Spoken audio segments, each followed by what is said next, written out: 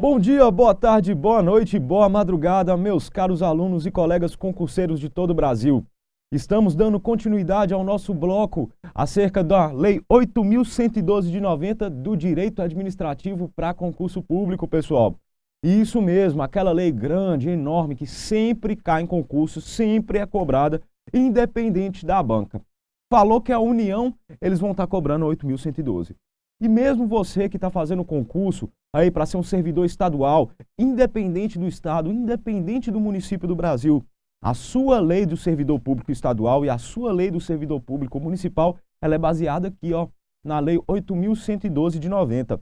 Então é importante que você faça um estudo acerca dessa lei antes mesmo de começar a estudar a sua lei do servidor público em específico, que nós também vamos estar tratando aqui no nosso site.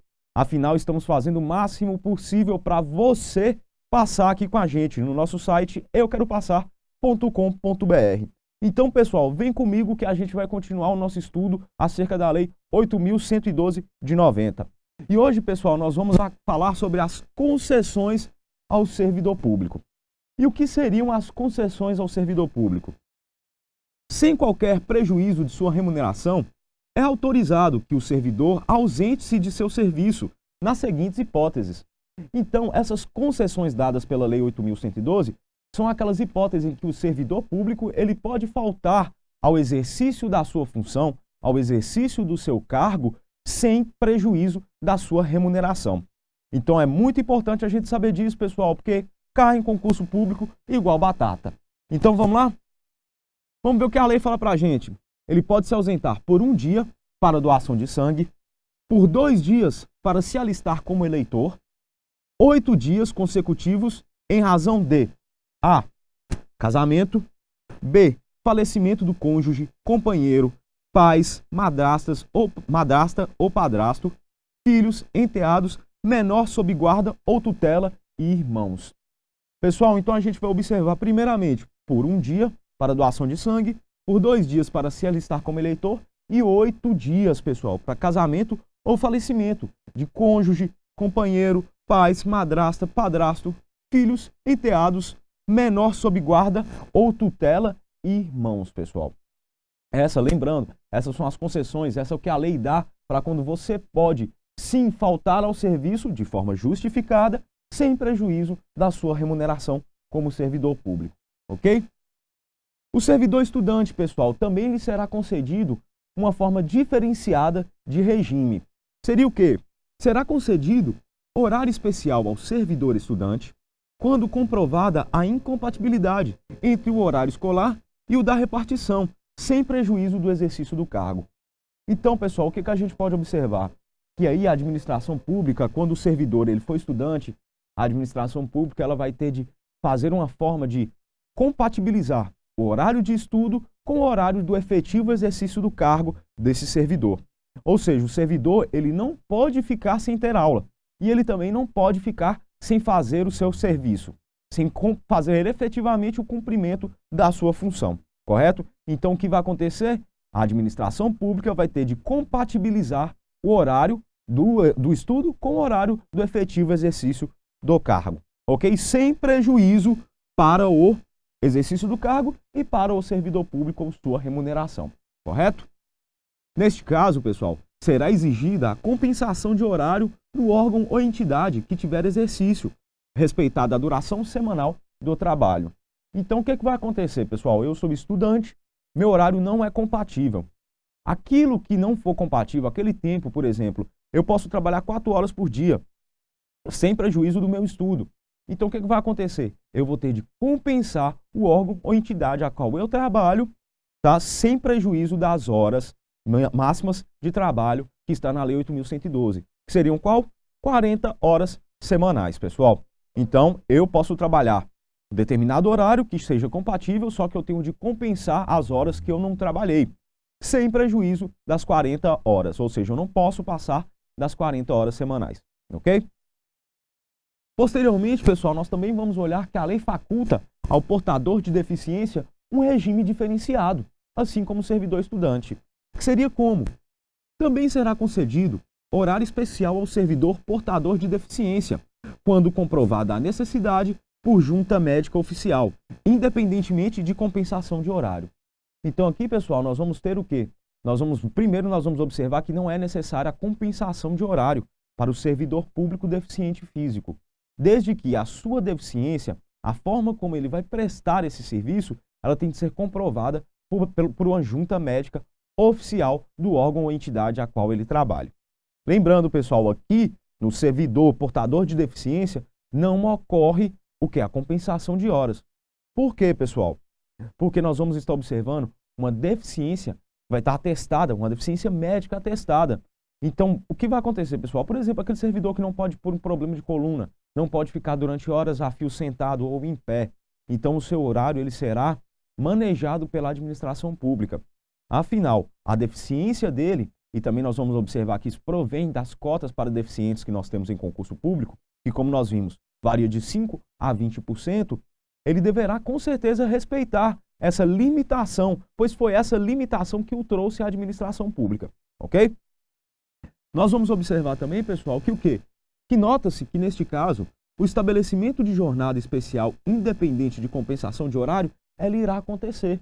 Então, nós temos de observar o quê, pessoal? Que é um regime diferenciado da prestação do exercício ou função ou cargo, correto? Então, nós vamos olhar, inclusive, que o nome é jornada especial e ela independe de compensação de horas, justamente por observar e respeitar a limitação que esse servidor, que esse cidadão tem para poder fazer, cumprir, exercer a sua função de forma efetiva dentro da administração pública. Lembrando, pessoal, a administração pública, ela deve respeitar os seus servidores e as suas limitações na medida das suas limitações. Essa é um dos princípios da moralidade, da ética, correto? Que a administração pública, como a gente pode ver no nosso LIMP, que é um dos princípios basilares da administração pública, correto? Ao servidor que tenha cônjuge, filho ou dependente portador de deficiência física, também será concedido horário especial, exigindo-se, porém, neste caso, a compensação de horário.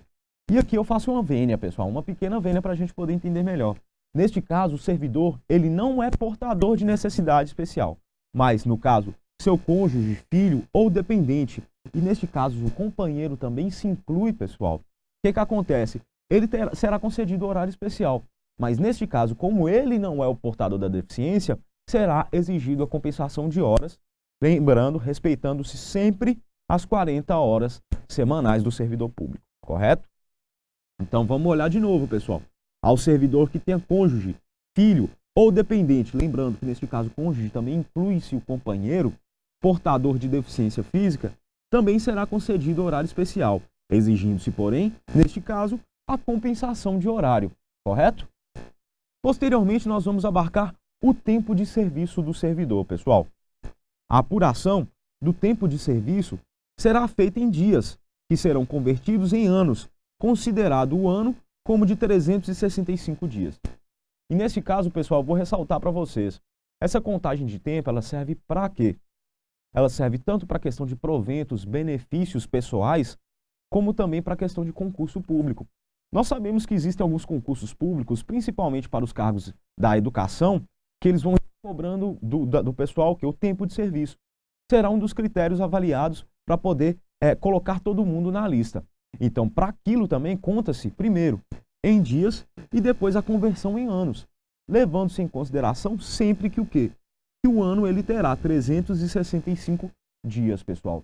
Então, se eu vou comprovar um ano de serviço, eu tenho que comprovar 365 dias trabalhados, ou então compensados da forma como nós vimos na lei, tá?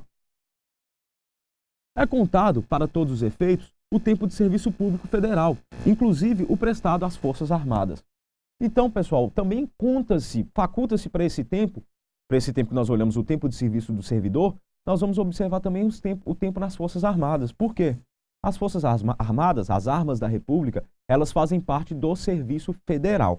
E aqui lembrando, pessoal, isso é todo o serviço público federal. E todo, inclusive as Forças Armadas, o braço armado da República. São considerados como efetivo serviço, como efetivo exercício, os afastamentos em virtude de. Esse caso, pessoal, será quando o servidor está afastado, mas será computado o tempo de serviço. será como se ele tivesse feito efetivamente o tempo de serviço dele. E quais são esses casos? O primeiro, caso de férias. O segundo, exercício de cargo em comissão ou equivalente em órgãos ou entidade dos poderes da União, dos Estados, municípios e Distrito Federal. 3. Exercício de cargo ou função de governo ou administração em qualquer parte do território nacional, por nomeação do presidente da República. Correto?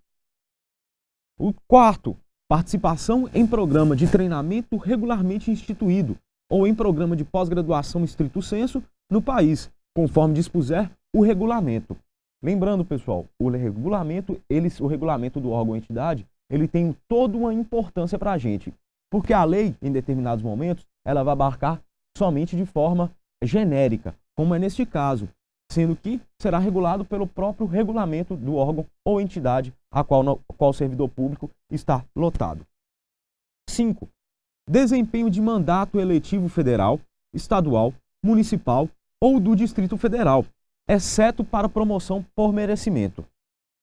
6. Júri e outros serviços obrigatórios por lei. 7. Missão ou estudo no exterior, quando autorizado o afastamento, conforme dispuser o regulamento. E conforme nós já explicamos nas nossas aulas passadas. Eu acho que foi 2 ou 3 aulas atrás que nós falamos abertamente e especificamente sobre missão ou estudo no exterior, pessoal. E nós vamos ter o 8, no caso também de licença, pessoal. Lembrando, esses primeiros casos que nós vimos, eles vão estar falando sobre o afastamento, correto? E nós também agora vamos falar sobre a licença, nesses casos em que a licença será computada para tempo de serviço, ok? Vamos lá, a licença, a gestante, a adotante e a paternidade. Lembrando que a paternidade, pessoal, ela costuma cair em concurso público, porque o brasileiro, ele costuma pensar que somente a gestante tem um direito, mas não, a paternidade também tem um direito. Afinal, nós estamos trabalhando não mais com pátrio poder, e sim com poder familiar dentro da instituição célula família, correto? Então, sempre há de se considerar a paternidade, ok? B. Para tratamento da própria saúde, até o limite de 24 meses, cumulativo ao longo do tempo de serviço público prestado à União, em cargo de provimento efetivo. E C. Para o desempenho de mandato classista ou participação de gerência ou administração em sociedade cooperativa constituída por servidores para prestar serviços a seus membros, exceto para efeitos de promoção por merecimento. Então, quando a gente falar, e eu quero que vocês frisem bem, quando a gente falar de afastamento e licença, pessoal, para computar no tempo de serviço, nós vamos excluir sempre a promoção por merecimento. Nós vimos tanto no caso da licença, como no caso do afastamento em específico, correto? D. Por motivo de acidente em serviço ou doença profissional. E. Para capacitação conforme dispuser o regulamento. E F. Por convocação para o serviço militar. Lembrando que, pessoal, posteriormente nós vamos tratar também do deslocamento para a nova sede de que trata o artigo 18 da Lei 8.112 de 90, correto? Então nós vamos observar aqui, tanto o afastamento como a licença, elas têm seus momentos, elas têm seus casos especiais, nos quais elas serão computados no tempo de serviço do servidor público, correto? E nós vamos observar também a participação em competição desportiva nacional ou convocação para integrar representação desportiva nacional no país ou no exterior, conforme disposto em lei específica. Nós também vamos observar o afastamento para servir em organismo internacional de que o Brasil participe ou com o qual coopere. Lembrando que, neste caso, pessoal, o servidor público vai abrir mão da sua remuneração no seu cargo anterior. Correto? Lembrando, pessoal, nós estamos trabalhando com a Lei 8.112 de 90 e que vocês têm de observar que todos esses casos estão dispostos na lei. Vocês têm de manejar a lei, vocês têm de ler a lei. E ela é bem assim, pessoal, nós vamos pegar muito texto da lei seca para a gente poder abordar, porque afinal nós vamos ter de estar mentalizando ela, nós vamos ter de estar observando. Então aqui nós observamos na nossa aula as concessões, o tempo de serviço e nós vimos os casos especiais, onde o afastamento e a licença, elas vão computar como tempo de serviço, como se o trabalhador nele tivesse, como se o servidor tivesse feito o efetivo exercício do seu cargo ou função. Lembrando, pessoal, eles estão aqui. Vocês parem a nossa aula, volta, vai, assiste de novo, assiste uma, assiste duas, assiste 3 vezes. Quantas vezes forem necessários para o seu entendimento. E qualquer dúvida, vocês podem estar entrando em contato com a gente aqui no nosso site euqueropassar.com.br. Eu aguardo vocês nas nossas próximas aulas. Até mais!